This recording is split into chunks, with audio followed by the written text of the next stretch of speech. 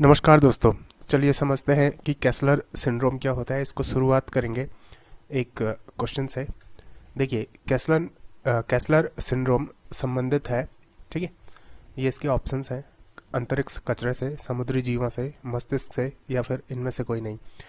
देखिए एक चीज़ आप लोग ध्यान रखना कि यूपीएससी जब किसी ऐसे टर्म्स के बारे में पूछता है, ठीक है, जो रेयरली सुनाई देते हैं, कभी कभार सुनाई देते हैं, तो उससे फिर वो घुमा फिरा के क्वेश्चन नहीं पूछता। जैसे ठीक है, कैस्पर 9 के बारे में पूछा था तो डायरेक्ट क्वेश्चन पूछा था कि कैस्पर 9 किससे रिलेटेड है। तो उसी तरीके से कैसलर सिंड्रोम जो है वो किससे रिलेटेड है, ठीक है। ये 4 ऑप्शन है। चलिए इसको एक बार समझते हैं। टॉपिक समझने के बाद इसका आंसर अपने आप लोगों को मिल जाएगा। देखिए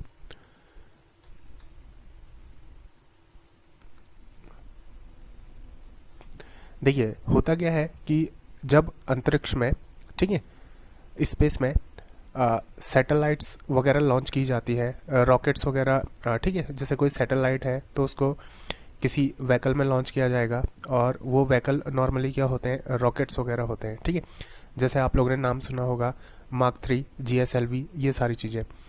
तो अब होता क्या है कि वो जो सैटेलाइट्स वगैरह है, ठीक है, जब वो सैटेलाइट्स उनकी डेट ख़त्म हो जाती है, मींस कि वो एक लिमिट तक काम करती हैं, जैसे 10 साल 15 साल, ठीक। उसके बाद उनकी लिमिट ख़त्म हो जाती है, फिर उसके बाद वो काम करना बंद कर देती है। तो वो क्या होता है कि अंतरिक्ष में घूमते रहती है। और जब ये सैटेलाइट्स अंतरिक्ष में घूमते रहती है तो होता क्या है, देखिए जैसे कभी कोई एस्ट्रॉयड किसी सैटेलाइट से टकराए, ठीक है, जो पुरानी पड़ चुकी है, या फिर ठीक है कोई 2 सैटेलाइट्स आपस में टकराई, तो उससे क्या होता है कि स्पेस में, ठीक है, बहुत सारा कचरा हो जाता है, बहुत सारा मलबा इस तरीके से स्पेस में फैल जाता है, ठीक।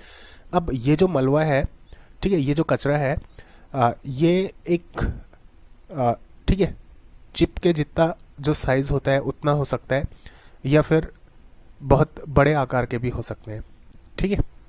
क्योंकि आप लोग ने देखा होगा जो स्पेस स्टेशंस वगैरह होते हैं वो लगभग एक फुटबॉल स्टेडियम के साइज के होते हैं। तो जब ये टकराते हैं तो टकराने से क्या होता है, ठीक है, जो टुकड़े बनते हैं उन टुकड़ों का साइज जो होता है वो अलग अलग रेंज में हो सकता है। ये एक चिप के साइज़ का भी हो सकता है छोटा सा, और बड़े साइज़ का भी हो सकता है। इवन जो कचरा होता है, जैसे सैटेलाइट है तो सैटेलाइट में पेंट होता है, आप लोग ने देखा होगा, ठीक है, उसमें पेंट किया होगा। अब क्या होता है, एक लंबे टाइम बाद आप लोग देखिए, जैसे आपके घरों में कोई चीज़ है उसमें पेंट वगैरह कर रखा है, तो एक लंबे टाइम बाद क्या होता है कि वो पेंट निकलने लगता है। इवन ये जो पेंट होता है, जब ये पेंट निकलता है तो ये भी कचरे का रूप ले लेता है, ठीक है। तो अंतरिक्ष में इस तरीके से कचरा फैलते जाता है। अब इससे होता क्या है कि जो भी हम लोग सैटेलाइट वगैरह लॉन्च करते हैं, ये कचरा उन सैटेलाइट्स के लिए एक खतरा बन जाता है कि कब न जाने कौन सा टुकड़ा किसी सैटेलाइट से टकरा जाएगा। इवन जो मैं पेंट बोल रहा हूँ, ठीक है, पेंट की जो पपड़ी जैसी निकलने लगती है, ठीक है, ये पपड़ियाँ तक सैटेलाइट्स के लिए खतरा बन जाती हैं। तो ये जो अंतरिक्ष में फैला है जो ठीक है कचरा होता है, इसी कचरे को बेसिकली क्या बोला जाता है, ठीक है, इसी कचरे को बोला जाता है कैसलर सिंड्रोम। देखिए अंतरिक्ष में, ठीक है, अंतरिक्ष में मलबे की जो बढ़ती मात्रा है उससे पैदा होने वाली जो समस्या है उसको क्या बोला जाता है, कैसलर सिंड्रोम बोला जाता है। अब देखिए ये जो सिद्धांत है कैसलर सिंड्रोम, इसके अनुसार क्या होता है कि पृथ्वी की कक्षा में मलबे की मात्रा इतनी बढ़ जाती है कि उपग्रह का इस्तेमाल कर पाना मुश्किल हो जाता है, कि जो सैटेलाइट्स वगैरह है उनका इस्तेमाल कर पाना क्या होता है, मुश्किल हो जाता है। इसका जो नाम दिया गया था वो नासा के वैज्ञानिक डोनाल्ड जे कैसलर के नाम पे दिया गया था 1978 में। देखिए अब बेसिकली क्या होता है कि जो अधिकांश मलबा जो होता है वो पृथ्वी की सतह से 2000 किलोमीटर के भीतर निचली कक्षा में पाया जाता है, ठीक है। जो हम लोग की अर्थ है, अर्थ की सरफेस से 2000 किलोमीटर तक का जो एरिया बनता है, ठीक है, ये जो 2000 किलोमीटर तक का एरिया बनेगा, इस एरिया में क्या होता है बेसिकली ये कचरा ज़्यादातर पाया जाता है, ठीक हो गया। बट कभी कभार क्या होता है कि देखिए जो आप लोगों की भूमध्य रेखा है, भूमध्य रेखा से 35,786 किलोमीटर ऊपर जो भूस्थैतिक कक्षा होती है उसमें भी ये कचरा पाया जाता है। क्यों? क्योंकि देखिए कुछ जो सैटेलाइट्स होती हैं उनको भूस्थैतिक कक्षा में ठीक है इस्टेब्लिश किया जाता है, सेटअप किया जाता है। तो अब इसके लिए सॉल्यूशन क्या है? इसके लिए सॉल्यूशन ये है कि अंतरिक्ष में जाके किसी तरीके से इस कचरे को हटाया जाए। अब देखिए इंसान के बस की बात नहीं है कि वो अंतरिक्ष में जाके ठीक है कोई झाड़ू पकड़ के झाड़ू लगा दे या फिर कचरा हटा दे, ऐसा कुछ नहीं होने वाला है। तो इसके लिए कुछ मिशंस वगैरह लॉन्च करने पड़ेंगे, ठीक है।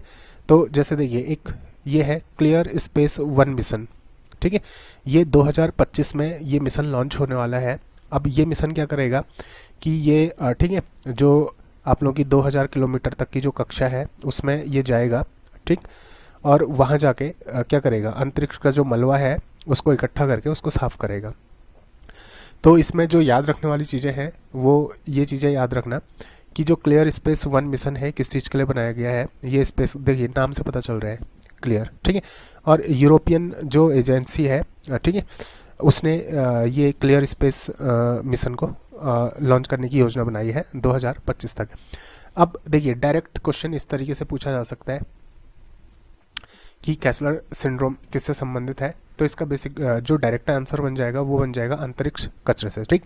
सिंड्रोम नाम की वजह से अगर आपने ये ना पढ़ा हो तो सिंड्रोम नाम की वजह से आपको कन्फ्यूज़न हो सकता है कि कहीं ये दिमाग की कोई बीमारी तो नहीं है, कुछ तो नहीं है। तो इस तरीके से क्या है कन्फ्यूज़ मत होना कि ये अंतरिक्ष कचरे से संबंधित है।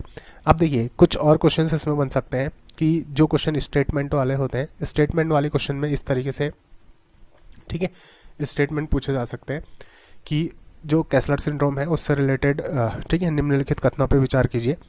तो देखिए जैसे पहला स्टेटमेंट दे दिया कि जो अंतरिक्ष का कचरा होता है, अंतरिक्ष में जो कचरा होता है वो केवल 2000 ठीक है किलोमीटर तक पाया जाता है। तो इसमें याद रखना कि ये सिर्फ 2000 किलोमीटर तक नहीं पाया जाएगा, कभी कभार ये ऊपर कक्षा में भी पाया जाता है, भूस्थैतिक कक्षा में भी पाया जाता है जो कि 35,786 किलोमीटर ऊपर होती है, ठीक है। वैसे ही ये दूसरे स्टेटमेंट बन सकते हैं इसमें। जैसे दूसरा स्टेटमेंट दे दिया कि क्लियर स्पेस 1 मिशन ठीक है कचरे को साफ करने से रिलेटेड है, इस टाइप का कुछ। तो बताइए कि कौन सा कथन कौन सा स्टेटमेंट करेक्ट होगा और कौन सा इनकरेक्ट। तो इस तरीके से क्वेश्चन सेटअप किए जाते हैं। तो उम्मीद करता हूँ कि ये आप लोगों को समझ में आ गया होगा। मिलते हैं अगले वीडियो में, तब तक के लिए धन्यवाद, नमस्कार।